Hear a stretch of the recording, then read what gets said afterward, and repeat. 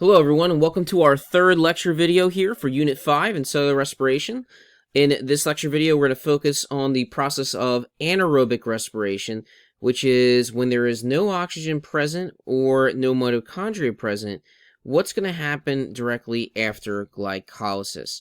So you can see here on the screen we have two options, correct? So we have right here on the left, again, if oxygen and or mitochondria aren't present, then what we're going to do is we're going to move on to one of two forms of fermentation, either alcoholic fermentation or what's called lactic acid fermentation.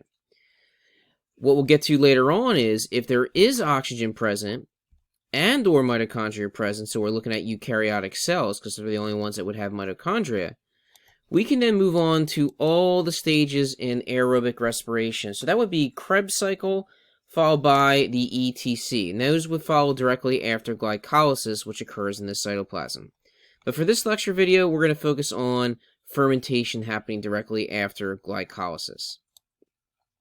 So again, if the answer is no to O2 or mitochondria, then we're going to perform what's called anaerobic respiration. If you hear the phrase anaerobic respiration, it means glycolysis followed by fermentation. Right, and the whole point of fermentation we're going to learn is to keep glycolysis going. There will be no ATP production during fermentation. It'll happen solely to make sure that glycolysis continues over and over and over again. So if you hear the phrase anaerobic respiration or fermentation, it is going to be the breakdown of glucose in the absence of oxygen. So anaerobic respiration is broken down into two steps, as I just said, glycolysis and fermentation. The point is to allow glycolysis to continue. However, the key purpose of this is we want to provide NAD+ constantly back to glycolysis, because as we learned, this is one of the reactants that are needed for glycolysis to continue. When you break glucose in half and produce two pyruvates, something has to be there to accept the electrons that are made available once you break that bond in the middle of glucose, and that's where NAD+ comes into play. All right, so fermentation is going to provide the NAD+ back to glycolysis and also allow glycolysis to continue generating 2 net ATP. Remember, you make a total of 4 gross ATP in glycolysis, but after you subtract the original cost of 2 ATPs to get the process going, our net return is just 2. So there are two different types of fermentation.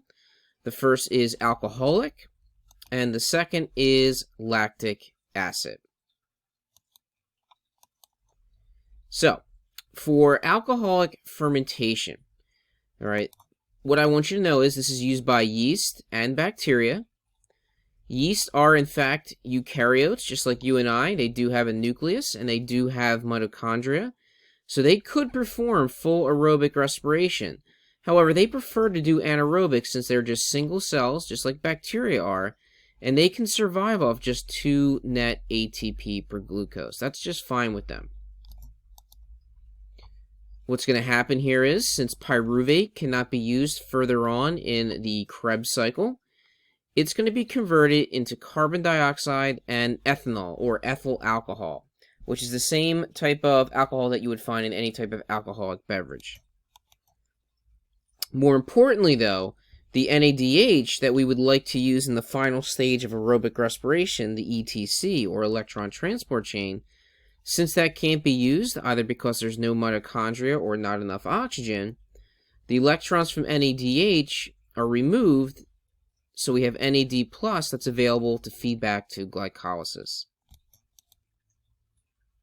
And humans have used this process for thousands of years, even if they didn't know exactly what was happening, to produce bread or any baked good.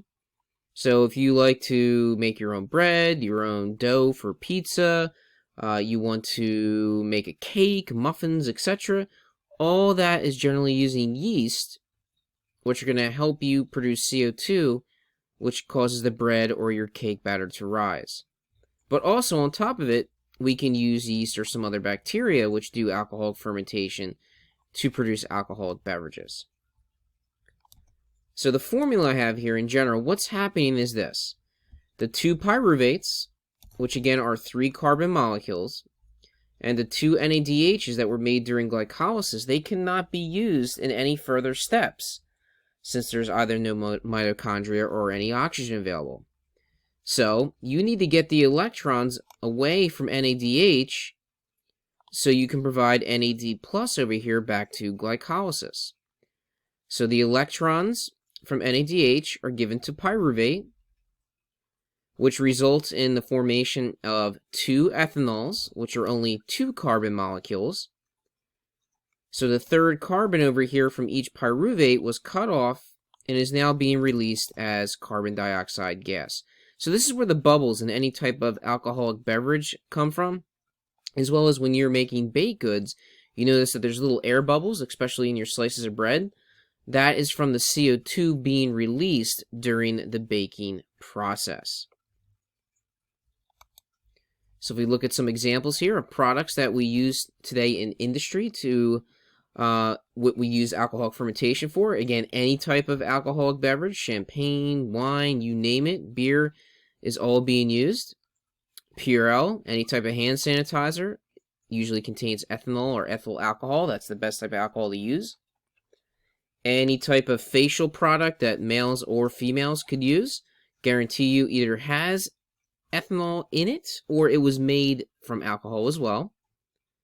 And again, when you look at a baked good and you see these little holes, these little pores, that was because the yeast that was used to make the dough rise, as it released alcohol and carbon dioxide gas, the alcohol burns off in the oven that you're baking your pizza dough or your bread in. But as the carbon dioxide is released, it pushes up on the dough, making the dough rise until you got your bread fully cooked or your pizza dough is fully cooked as well. So again, here in conclusion for alcoholic fermentation, this top half of the formula represents glycolysis. So glucose is converted into 2 pyruvates, 3 carbon molecules, you can see. We made a net production of 2 ATP as well as 2 NADHs. However, since there's no mitochondria or oxygen, we can't use the NADH later down the road or the pyruvates. So the pyruvates, each one of them has a carbon dioxide cut off, so we get 2 CO2s. What's left over will accept the electrons from each of the 2 NADHs, and we will produce 2 ethyl alcohol or ethanol molecules. But again, you can see here, there is no ATP being made during fermentation. The whole purpose of it, again, is just to strip the electrons away from NADH, so you can provide NAD plus back to glycolysis to continue at minimum generating 2 net ATP. Now this process again is mainly used by yeast and bacteria. You and I could not use this process because the carbon dioxide produced would increase the carbon dioxide concentration in our bloodstream and would actually suffocate us at a faster rate. We would not be able to get rid of this CO2 fast enough as we exhale, and we would literally suffocate, even though we were breathing heavily. Plus, in long term, the alcohol would destroy our livers from constant exposure to alcohol being produced nonstop whenever we run a little low on oxygen and have to switch over to alcoholic fermentation. So what you and I do is what's called lactic acid fermentation. So this is done by most eukaryotes like you and I. All right, most animals, some plant species, some fungus would do this when needed. All right, especially us, obviously humans. But any higher level animals or eukaryotic animals are definitely doing lactic acid fermentation. What's happening this time is pyruvate is getting turned into lactic acid, and that's what's causing that painful burning sensation in your muscles. Once again, the NADH is being converted back into NAD plus to allow glycolysis to continue. And this is characterized, at least in us, in animals, by that burning sensation in our muscles. So think about it.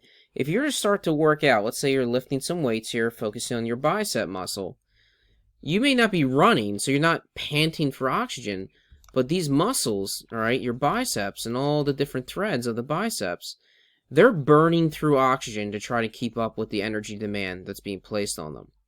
So they actually run out of oxygen and have no choice but to switch over to anaerobic respiration So the pyruvate and the NADHs cannot be broken down any further, even if you have mitochondria. So in this instance, we're going to do this process so we can give the NAD plus back to glycolysis.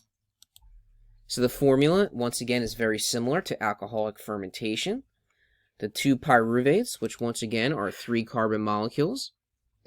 What's going to happen is the electrons this time from NADH are given directly to pyruvate, which causes pyruvate to turn into a different 3 carbon molecule called lactic acid, again, which is causing that burning sensation. But more importantly, you do have 2 NAD pluses now that can go right back to glycolysis to keep that process going. So at minimum, your biceps can at least make 2 net ATP per glucose instead of the 38 net ATP we're going to learn later on that they could be making during full-blown aerobic respiration. There are other bacterial species that also undergo lactic acid fermentation rather than alcoholic fermentation. And the bacteria that do perform this, we've learned to use to turn milk into a variety of other dairy products that we enjoy on a daily basis. Cheese, for example, literally is just fermented milk. All right, bacteria will break down the lactose in milk, turn it into glucose, undergo glycolysis, followed by lactic acid fermentation. And as you produce lactic acid, what happens is it actually starts to cause the proteins in the milk to denature. That's when you ever seen some milk go bad in your fridge and you see that chunky stuff at the bottom. Bacteria got in your milk, even though they were in the fridge, started undergoing lactic acid fermentation. As lactic acid built up, it denatured the proteins and started to solidify the milk. Pretty weird, huh?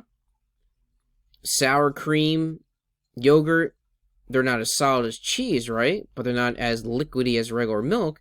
They're just kind of halfway through that process. There are living, active cultures of bacteria that are undergoing lactic acid fermentation, which is slowly causing the denaturing of the proteins in the milk. Eventually, it would get to a point where the yogurt or sour cream would not be any good any longer because the lactic acid fermentation would reach a point where you start to reach a higher solidification point, like you see over here with the cheese. Finally, in this diagram here, the top part is just like alcoholic fermentation. This is glycolysis, glucose being turned into 2 pyruvates. Again, we make 2 net ATP. Since we can no longer use the NADHs or pyruvates any further since there's not enough oxygen, the electrons from NADH are given to pyruvate, producing the waste product of lactic acid, or sometimes you'll see it referred to as lactate. It's still the same product. The lactic acid that's produced in your muscles eventually is removed from your muscles and brought to your liver where it's destroyed, which is why the pain and the burning sensation in your muscles generally subsides after about a day or so. But again, more importantly, here's those NAD pluses now going back to glycolysis, so at least you can continue that process and make 2 net ATP. So in conclusion, fermentation, either alcoholic or lactic acid, as you can see below, is simply removing electrons from NADH so you can provide NAD plus back to glycolysis to keep it going. So here is lactic acid fermentation, here is alcoholic fermentation. You can see that the electrons are being stripped away from NADH, so NAD plus here can go back and keep glycolysis going. And again, this is being done because NADH cannot be used or broken down any further since we either don't have enough oxygen or there is no mitochondria present, period, that a cell, either bacterial or human perhaps, has no other choice than to perform one of these 2 types of fermentation. So again, alcoholic is used to produce ethyl alcohol, which is used in alcoholic beverages and baking. Lactic acid fermentation is used in animal or eukaryotic animal cells, as well as by bacteria and we use that for a variety of different fermented milk products.